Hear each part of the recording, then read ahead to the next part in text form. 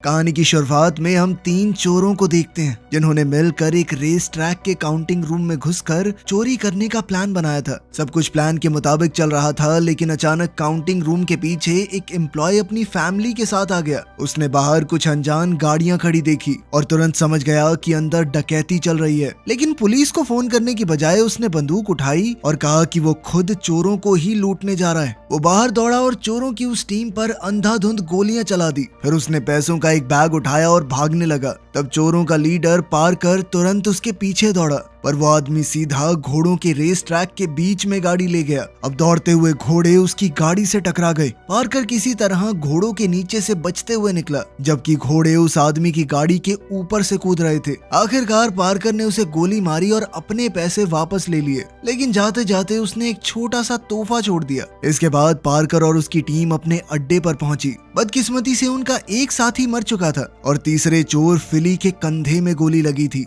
अब वो जल्दी से उसका इलाज करने में लग गए। तभी उनकी ड्राइवर जेन वहीं पर अपने कपड़े बदलने लगी और पार्कर उसे ध्यान से देख रहा था। तभी अचानक जेन ने बंदूक निकाली और सब पर गोली चला दी। एक एक करके उसने पार्कर की पूरी टीम को मार दिया। पार्कर भागने की कोशिश कर रहा था, लेकिन उसे भी गोली लग गई और वो नदी में गिर गया। कुछ देर बाद जब पार्कर की आंख खुली तो वो एक मोटेल में था। उठते ही सबसे पहले उसने कहा कि मैंने रूम 12 मांगा था, लेकिन मोटेल की मालकिन ने बताया कि रूम 12 किसी ने पहले ले लिया था। तब पार्कर ने गुस्से में रूम 12 में जो लोग थे उन्हें बाहर निकाल दिया। वहाँ दीवार तोड़कर उसने अपना कुछ सामान निकाला। वहाँ से पार्कर सीधा फिली के घर गया। फिली की पत्नी ग्रेस ने उससे अपने पति के बारे में पूछा, मगर जब पार्कर ने कोई जवाब नहीं दिया तो वो समझ गई। पार्कर ने उसे जेन के धोखे के बारे में सब कुछ बताया। इस पर ग्रेस ने कहा कि फिली तुम्हारी बहुत इज्जत करता था, उसे लगता था तुम खास हो, तुम्हारे रहते कुछ गलत नहीं होगा। अब पार्कर ने ग्रेस से जेन को ढूंढने में मदद मांगी। उसने वादा किया कि फिली के हिस्से के सारे पैसे तुम्हारे होंगे। ग्रेस को पैसों में अब बहुत ज्यादा दिलचस्पी नहीं थी, लेकिन फिर भी ग्रेस ने पार्कर को रेजी रायली नाम के एक आदमी का एड्रेस दिया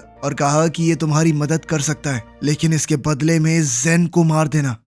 बाद में पार्कर ने अपने एक साथी एलन को फोन किया और रेजी को ढूंढने में मदद मांगी। जल्द ही पार्कर ने रेजी को ढूंढ लिया। रेजी ने पूछा कि मेरा ड्राइवर जिमी कहाँ है, तो पार्कर ने शांत रहकर कहा कि वो सो रहा है अभी। पार्कर ने बिना वक्त गवाए जेन के बारे में पूछा और कहा कि तुमने ही उसे फिली से मिलवाया था ना। इस पर रेजी ने बताया कि जेन के साथ मैंने सिर्फ 2 बार काम किया है। वो पहले साउथ अमेरिका के किसी राजा की फौज में काम करती थी। रेजी ने बताया कि मेरी थोड़ी देर पहले उससे बात हुई है। तभी पार्कर ने धीरे से कहा कि कोई हमारा पीछा कर रहा है। जेन ने शायद रेजी को मारने के लिए अपने आदमी भेजे थे। अब डर के मारे रेजी ने पार्कर को जेन का एड्रेस दे दिया, पर तभी अचानक एक दूसरी गाड़ी उनकी गाड़ी से टकरा गई। उसी पल जेन के आदमी पार्कर की गाड़ी की तरफ बढ़ने लगे। तब पार्कर ने भी तुरंत पलटकर हमला किया। इस गोलीबारी में रेजी मारा गया, लेकिन फिर गाड़ी के ट्रंक से रेजी का ड्राइवर बाहर निकला और हमलावरों पर गोलियां चलाने लगा, मगर जल्द ही उन्होंने उसे भी मार दिया। इसके बाद पार्कर ने एक गुंडे के पैर में गोली मारकर उसे जिंदा पकड़ लिया।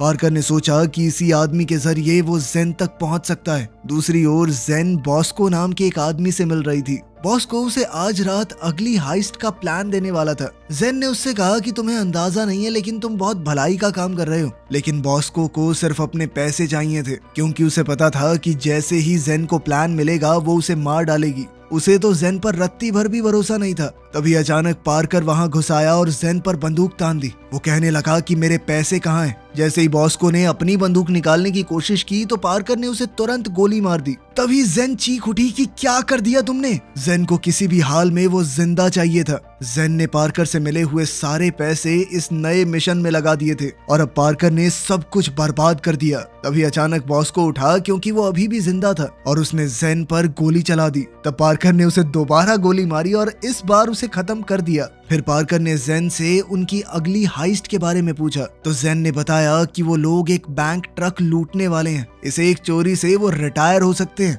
वो $4 मिलियन चुराने वाले थे, लेकिन सारे रूट और कोड बॉस्को के पास थे। इस पर पार्कर ने कहा कि बहुत अच्छी कहानी है, सच बोल वरना भेजा उड़ा दूंगा तेरा। जेन ने अब अपना असली प्लान बताया। वो लोग एक पूरे देश को लूटने वाले थे। उसने बताया कि 4 महीने पहले उसके देश में एक लूटा हुआ खजाना मिला था। 15वीं सदी का एक जहाज जिसका नाम था लेडी ऑफ आर्ट। उसकी कीमत इतनी है कि रोज 1 करोड़ भी खर्च करोगे ना कई साल लगेंगे। लेकिन वहाँ का करप्ट प्रेसिडेंट इग्नासियो डे पास उसे गरीबी खत्म करने के लिए नहीं बल्कि सिर्फ अपने लिए चाहता है। वो उसे यूनाइटेड नेशंस में दिखावे के तौर पर डिस्प्ले करने वाले हैं और फिर बड़ी चालाकी से वो उसे चोरी करवाने का नाटक करेगा ताकि किसी को उस पर शक भी ना हो और वो पूरा खजाना अपने पास रख सके। लेकिन जेन का प्लान था कि वो खजाने को पहले ही चुरा लेगी, लेकिन प्रेसिडेंट ने उस खजाने को चुराने का काम एक बहुत खतरनाक ऑर्गेनाइजेशन को दिया था। उनका नाम है आउटफिट। पार्कर की उनसे कुछ खास बनती नहीं थी।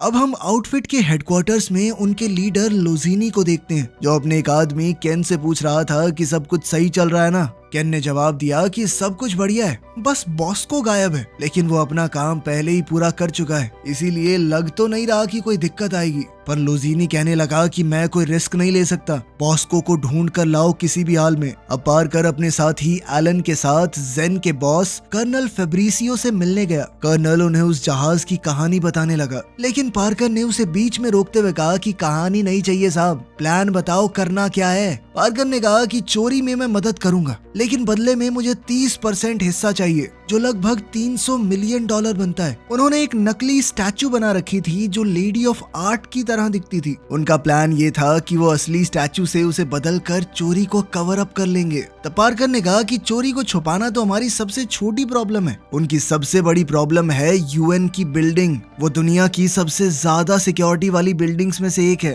पार्कर ने फिर कहा कि हम वहाँ से नहीं चुरा पाएंगे, हम ये खजाना प्रेसिडेंट के चोरों से चुरा सकते हैं, पहले उन्हें चुराने दो फिर उनसे चुरा लेंगे। इसके बाद जेन की टीम के एक मेंबर ने पार्कर को वार्निंग दी कि जेन से दूर रहना। जल्द ही एलन को भी इस बात की खबर लग गई कि जो ग्रुप प्रेसिडेंट के लिए चोरी करने वाला है वो कोई और नहीं बल्कि आउटफिट ही है। एलन ने गुस्से में पार्कर से कहा कि तू पागल हो गया है क्या? हमने डील की थी उनके साथ कि न्यूयॉर्क नहीं जाएंगे और अब तो वो लोग न्यूयॉर्क में एंट्री कर चुके हैं। पार्कर ने हल्का सा मुस्कुराकर कहा कि रिलैक्स कर भाई, तुझे पता तो है मैं हमेशा बच के निकल जाता हूँ, चाहे कुछ भी हो। एलन भी कहीं ना कहीं ये बात समझ रहा था कि $300 मिलियन का आंकड़ा इतना बड़ा है कि रिस्क लेना तो बनता है। फिर उस शाम पार्कर एक क्लब में पहुंचा। वहीं एलन दूर से केन पर नजर रखे हुए था। असल में पार्कर और जेन यहाँ बॉस्को के बॉयफ्रेंड से मिलने आए थे। जेन ने धीरे से कहा कि मुझे अकेले उससे बात करनी चाहिए, मैं पहले भी मिल चुकी हूँ उससे। लेकिन पार्कर को जेन के ऊपर बिल्कुल भी भरोसा नहीं था। वो पहले ही उसे धोखा दे चुकी थी, उसकी पूरी क्रू को मार चुकी थी। खैर, जब जेन उस आदमी से बात करने लगी तो पार्कर ने सीधा मुद्दे पर आते हुए कहा कि बॉस्को मर चुका है। ये सुनते ही निक पूरी तरह टूट गया, वो रोने लगा। उन्होंने उससे पूछा कि बॉस्को के प्लान डॉक्यूमेंट्स कहाँ पर हैं। बिल्कुल उसी वक्त केन के आदमी भी क्लब के बाहर आ गए और उन्होंने गोलियां चलानी शुरू कर दी। उन्होंने निक को पकड़कर मारा और पूछा कि बॉस्को कहाँ है। पर तभी अचानक निक को हार्ट अटैक आ गया। जेन ने तुरंत कहा कि मैं डॉक्टर हूँ और फिर मौका देखकर उसने गुंडों पर फायरिंग की और निक को बचाने की कोशिश भी। इसी बीच पार्कर सीधा ऊपर बॉस्को के कमरे में चला गया। उसने उसके एक स्टफ टॉय को पूरी तरह फाड़ दिया। असल में बॉस्को के पास बहुत सारे ऐसे टॉयज थे। आखिरकार पार्कर को प्लान डॉक्यूमेंट्स मिल गए, लेकिन तभी केन वहां आ पहुंचा। जल्द ही पार्कर और केन के बीच जबरदस्त फाइट शुरू हो गई। आखिर में पार्कर ने केन को बालकनी से नीचे फेंक दिया। नीचे पुलिस मौजूद थी और पार्कर ने केन को सीधा उनकी गाड़ी पर गिरा दिया। लेकिन पार्कर ने एलन को ये नहीं बताया कि केन ने उसे देख लिया है। अब खबर आउटफिट के लीडर तक पहुंच जाएगी। खैर, फिर वो लोग वहां से सुरक्षित निकल गए। दूसरी तरफ केन की हड्डियां टूट चुकी थी। लोजीनी ने उससे पूछा कि हुआ क्या। इस पर केन ने बताया कि हमें बॉस्को तो नहीं मिला, लेकिन पार्कर वहीं पर था। लोजीनी ने गुस्से में कहा कि मुझे उसका नाम सुनते ही बीच में आ जाना चाहिए था। इसके बाद हम पार्कर के कुछ दोस्तों को देखते हैं। वो सब भी पार्कर के प्लान का हिस्सा बनने वाले थे। पार्कर ने समझाया कि 24 घंटे के अंदर अंदर आउटफिट खजाने को चुरा लेगा। पता नहीं वो कैसे करेंगे, लेकिन उन्हें इतना जरूर पता है कि यूएन बिल्डिंग के नीचे से एक खुफिया ट्रेन का रास्ता जाता है। वो खजाना वहीं से लेकर जाएंगे। ये ट्रेन ऑटोमेटिक है। इसमें आमतौर पर बिल्डिंग का कचरा निकाला जाता है, लेकिन कल ये किसी भी स्टेशन पर रुकने नहीं वाली। ये सीधा फाइनल डंप तक जाएगी और वहीं पर पार्कर और उसके साथियों ने एंट्री लेने का प्लान बनाया। इसके लिए उन्हें कंट्रोल रूम में घुसकर ट्रेन का कंट्रोल अपने हाथ में लेना होगा और फिर वो उसकी स्पीड को बढ़ा देंगे। पार्कर ने ब्रेंडा और एड को कंट्रोल सेंटर का मैनुअल दिया और उसे बिल्कुल ध्यान से पढ़ने को कहा। उसने कहा कि बॉस्को के प्लान्स के मुताबिक वहाँ पर आउटफिट का एक आदमी भी होगा, इसलिए उन्हें इस आदमी को संभालना होगा। वहीं एलन की जिम्मेदारी थी कि उसे ट्रेन स्टेशन पर जाकर फेल सेफ डिसेबल करने हैं, ताकि तेज भागती हुई ट्रेन के ब्रेक अपने आप एक्टिवेट ना हो जाएं। 70 मील प्रति घंटे की रफ्तार से भागती हुई ट्रेन बिल्कुल यहीं पर क्रैश करेगी और फिर पार्कर का क्रू सारा खजाना चुरा लेगा। अब प्लान समझाकर पार्कर वहां से निकल गया। वो एक होटल में चेक इन करने गया और रूम नंबर 12 मांगा, लेकिन जेन उससे पहले ही वहां पहुंच चुकी थी। जेन ने उसकी आंखों में देखकर कहा कि हमें इस मिशन को किसी भी हाल में सफल करना होगा। वो ये रिस्क नहीं ले सकती कि पार्कर डर के मारे पीछे हट जाए। लेकिन तभी मैटियो वहां आ गया, जो जेन को पसंद करता था, और उसने तुरंत पार्कर पर हमला कर दिया। उसने पार्कर को बर्फ में बाहर बांध दिया और उस पर बाल्टियों से पानी डालने लगा। उसने बेरहमी से कहा कि 30 मिनट के अंदर तू यहीं मर जाएगा, क्योंकि आउटफिट वाले तुझे लेने आ रहे हैं। तब पार्कर ने गुस्से में कहा कि तुम लोग पागल हो क्या थोड़े से? तुम्हें लगता है आउटफिट वाले तुम्हें ऐसे ही छोड़ देंगे? उन्हें सब कुछ पता चल जाएगा कि तुम क्या कर रहे हो। इस पर मैटियो ने हंसकर कहा कि हम थोड़ी मिलेंगे उनसे, उन्हें सिर्फ यहाँ पर तुम ही मिलोगे, उनके जानी दुश्मन। जब मैटियो और उसका पार्टनर वहाँ से जा रहे थे, तब वहाँ पर एक गाड़ी आकर रुकी। मैटियो ने अपने पार्टनर से उसे जाकर चेक करने को कहा। तब पार्कर जोर से चिल्लाने लगा कि मुझे खोल दे, मैं जानता हूँ इन लोगों को। पर तभी मैटियो को अपने पार्टनर की चीखने की आवाज सुनाई दी और उसने घबराकर पार्कर को खोल दिया। उसी वक्त जेन पीछे से सामने आ गई। वो मैटियो के फोन को ट्रैक करके यहाँ तक पहुँच गई थी, लेकिन उसे भी नहीं पता था कि वो चीखने की आवाज कहाँ से आ रही है। उसी पल पार्कर ने आउटफिट वालों के हमले से मैटियो की जान बचा ली। तब मैटियो ने हैरान होकर कहा कि तूने मेरी जान क्यों बचाई? लेकिन फिर अगले ही पल पार्कर ने उसे ह्यूमन शील्ड की तरह इस्तेमाल किया। फिर पार्कर ने आउटफिट के एक आदमी का फोन उठाया तो फोन पर लोजीनी कॉल कर रहा था। लोजीनी ने ठंडी आवाज में कहा कि हमारी डील थी, तुम मेरे शहर से दूर रहोगे और मैं तुम्हें नहीं मारूंगा। 3 साल पहले मैंने तुम्हें इसलिए छोड़ दिया था क्योंकि तुमने मेरे बॉस को मार दिया था, जो मेरे लिए बहुत फायदे का सौदा था। अब लोजीनी ने पार्कर को धमकी दी कि वो पूरी आउटफिट चलाता है और पार्कर है अकेला। उसने पार्कर से कहा कि जो भी प्लान बनाया है उसे भूल जाओ, मुझे सब कुछ पता चल गया है। हम कल चोरी करेंगे ही नहीं, चोरी तो अभी हो रही है। अब पार्कर को तुरंत अपने प्लान की भी टाइमिंग बदलनी पड़ी। उसने अपनी क्रू को कॉल किया, लेकिन सब लोग जबरदस्त पार्टी कर रहे थे। वो पूरी तरह नशे में धुत थे। उधर एड और ब्रेंडा कपड़े बदलकर कंट्रोल सेंटर पहुंच गए थे। उन्होंने दरवाजा खोलने को कहा क्योंकि एक प्रॉब्लम हो गई थी। एड ने समझाया कि एक आदमी ने ट्रेन का रूट बदल दिया है, पर तभी अचानक आउटफिट के आदमी ने कंट्रोल सेंटर के वर्कर्स पर बंदूक तान दी और उन्हें हाथ ऊपर करने को कहा। लेकिन तभी एक एम्प्लॉय ने गेट खोल दिए। उसी पल एड ने आउटफिट के आदमी को जोर से मुक्का दे मारा और लोग तालियां बजाने लगे। लेकिन फिर अगले ही पल एड ने सब पर बंदूक तान दी और ये ऐलान किया कि अब ट्रेन मेरे कंट्रोल में है। फिर एड ने मैनुअल के हिसाब से ट्रेन को ऑपरेट करने की कोशिश की, लेकिन कंट्रोल पैनल काफी अलग था। फिर एक एम्प्लॉय ने उनकी थोड़ी मदद की। अब उन्होंने ट्रेन की स्पीड बढ़ानी शुरू की। ट्रेन धीरे धीरे रफ्तार पकड़ने लगी। उन्हें मोड़ पर 70 मील पर आवर चाहिए थी। फिर जैसे ही एलन फेल सेफ स्विच को डिसेबल करने पहुंचा तो उसकी बंदूक हाथ से गिर गई। नंगे हाथों से वो स्विच को डिसेबल नहीं कर पा रहा था, लेकिन फिर ऐन वक्त पर एलन ने स्विच को डिसेबल कर ही दिया और एकदम सही मौके पर आती हुई ट्रेन से बच पाया। अब स्पीड 60 तक पहुंच चुकी थी। वहीं पार्कर और जेन क्रैश साइट पर पहुंच चुके थे, लेकिन क्योंकि स्पीड 70 की नहीं थी, ट्रेन मोड़ पर डीरेल नहीं हुई। तब पार्कर ने तुरंत कहा कि ट्रेन को रोकना मत और स्पीड को और बढ़ाओ, आगे जाकर एक और मोड़ है। फिर उन्होंने एलन को अगले फेल सेफ स्विच के बारे में बताया, उसे वो भी डिसेबल करना होगा। इधर स्टैन नशे में ट्रक चला रहा था और एलन फेल सेफ स्विच ढूंढ रहा था। जब स्टैन ने उसे टक्कर मारी तो उसका ट्रक भी क्रैश हो गया। कुछ देर बाद एलन होश में आया और उसने अपने सामने फेल सेफ स्विच देखा। एलन ने सही वक्त पर किल स्विच पर गोली चलाई और उसे डिसेबल कर दिया। इस बार ट्रेन की स्पीड बहुत तेज थी और ट्रेन आखिरकार पटरी से उतर गई, लेकिन ट्रेन इस बार बहुत ज्यादा ऊंचाई से और बहुत तेज आई। उसी पल जेन ने अपनी कार को रिवर्स में फुल स्पीड में भगाना शुरू कर दिया ताकि वो बच सके। बेचारा एलन भी मुश्किल से जिंदा बच पाया। आखिरकार ट्रेजर बॉक्स उनके हाथ लग चुका था, लेकिन उन्होंने जब उसे खोला तो अंदर सिर्फ पत्थर भरे हुए थे। असल में ये सब लोजीनी का जाल था पार्कर को पकड़ने के लिए। बॉक्स के अंदर एक ट्रैकर लगा हुआ था और कुछ देर में लोजीनी के आदमी वहां आ पहुंचे। पार्कर और उसकी टीम ने उनसे जबरदस्त लड़ाई की, लेकिन तभी पुलिस भी आ गई और पार्कर और उसकी टीम भागने की कोशिश करने लगे, लेकिन उनकी कार बुरी तरह तबाह हो चुकी थी। तभी 2 पुलिस कार्स वहां पहुंची, लेकिन उनमें से एक कार के अंदर स्टैन बैठा हुआ था और इसी तरह वो लोग वहां से भाग निकलने में कामयाब हो गए।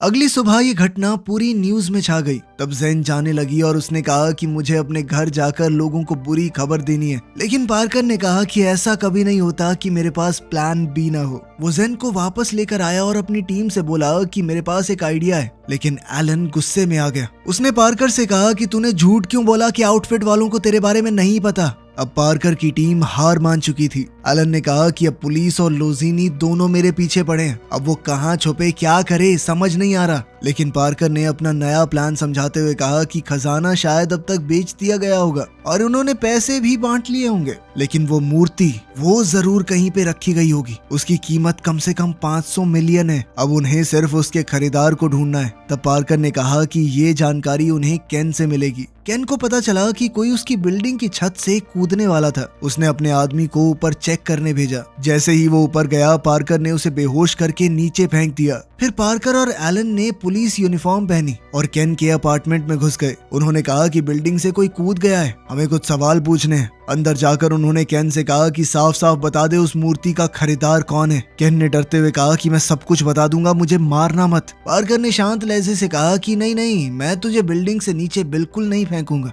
बिल्कुल भी नहीं। लेकिन ये जानते हुए कि पार्कर पहले से उसके पार्टनर को बिल्डिंग से फेंक चुका है, केन डर के मारे वहीं बेहोश हो गया। इसीलिए उन्होंने उसकी केयर टेकर से पूछा। उसने बताया कि खरीदार का नाम फिनियस पॉल था, जिसने अभी खाना खाते हुए एक तस्वीर पोस्ट की थी। अब पार्कर सीधा फिनियस के पास पहुंच गया और लेडी ऑफ अरांटो के बारे में पूछा। फिनियस ने घमंड से कहा कि तू जानता भी है तू किस बारे में बात कर रहा है। तभी पार्कर ने उसके साथ मीटिंग कर रहे एक अमीर आदमी को गोली मार दी। फिर उसने फिनियस को गन पॉइंट पर किडनैप कर लिया। फिनियस ने डरते हुए समझाया कि स्टैचू अभी तक यहाँ नहीं आई थी, लेकिन वो जानता है वो कहाँ रखी गई है। वो एक तिजोरी के अंदर थी। अगर वो तिजोरी का दरवाजा तोड़ भी देंगे तो स्टैचू एक खास सिक्योरिटी पिंजरे में बंद थी, जो बहुत ही सख्त मेटल से बना हुआ है। उसे तुम तोड़ नहीं पाओगे। उसे फिनियस की कंपनी ने ही बनाया है। फिनियस ने घबराकर कहा कि इस पिंजरे को काटने में कई दिन लग जाएंगे और ये खुद सिर्फ कल सुबह 8 बजे खुलेगा। ज़ेन ने तुरंत उसकी वेबसाइट खोली तो पता चला कि स्टैचू तिजोरी नंबर 1 में रखा हुआ था। फिर सब लोग फिनियस को स्टैंड के पास छोड़कर स्टैचू चुराने निकल गए। उधर तिजोरी के सिक्योरिटी गार्ड सीसीटीवी कैमरास देख रहे थे और उन्होंने एक औरत को जॉगिंग करते देखा। एक गाड़ी उससे टकराने ही वाली थी, लेकिन अचानक से कैमरास ब्लैक हो गए।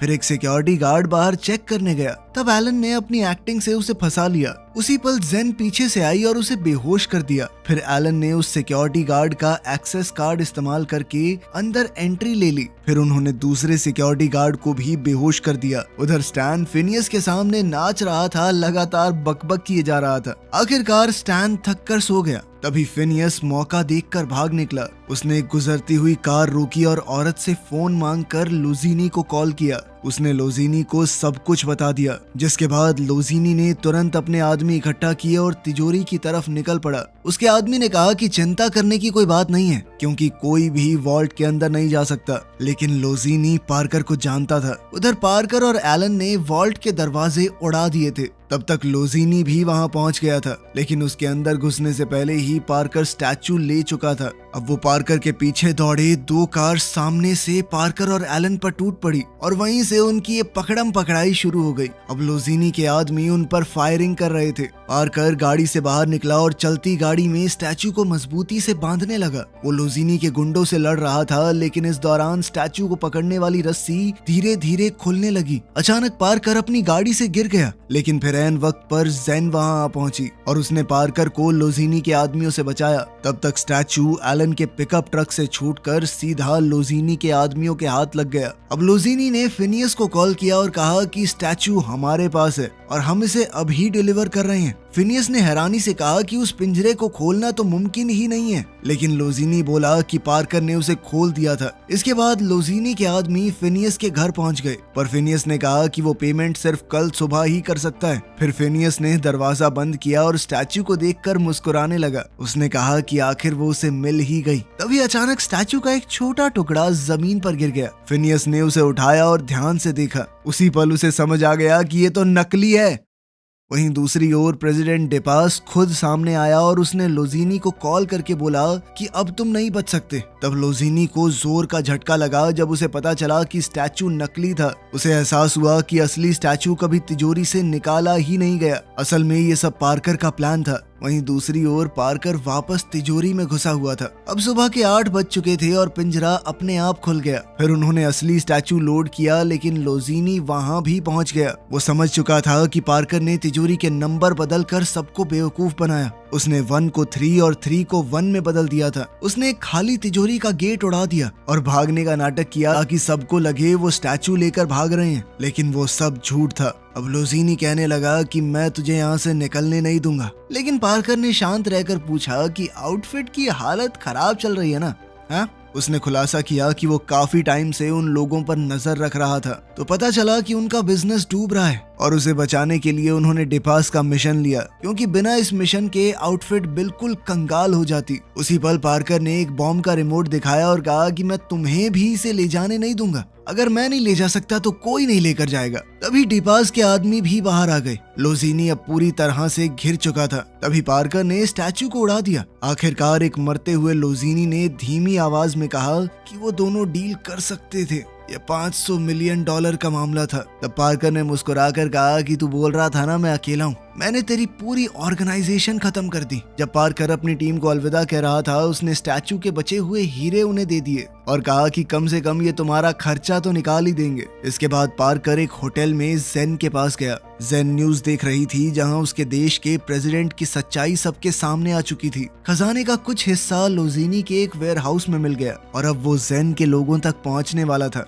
आखिरकार जेन ने पार्कर का शुक्रिया अदा किया और कहा कि मेरे साथ मेरे देश चलोगे? पार्कर ने एकदम शांत रहते हुए कहा कि नहीं, मैं नहीं चल सकता। उसके जहन में वो पल घूम गया जब जेन ने उसके दोस्त फिली को मारा था और उसने उसकी विधवा पत्नी को वादा किया था कि वो जेन को खत्म करेगा। जेन ने धीरे से कहा कि शुरुआत में मैं सिर्फ तुम्हें पसंद करने का नाटक कर रही थी ताकि मेरा काम निकल जाए, लेकिन पता ही नहीं चला कि कब ये नाटक सच बन गया। इस पर पार्कर ने हल्की सी नजर झुकाकर कहा कि मेरे साथ भी, लेकिन अगले ही पल पार्कर ने जेन को गोली मार दी और वहां से चला गया। वो सीधा फिली की विधवा बीवी ग्रेस के पास गया और उसे कुछ हीरे देकर कहा कि ये फिली का हिस्सा था। वीडियो पसंद आई तो लाइक कर देना, चैनल को सब्सक्राइब कर लेना। मिलते हैं अगली वीडियो में।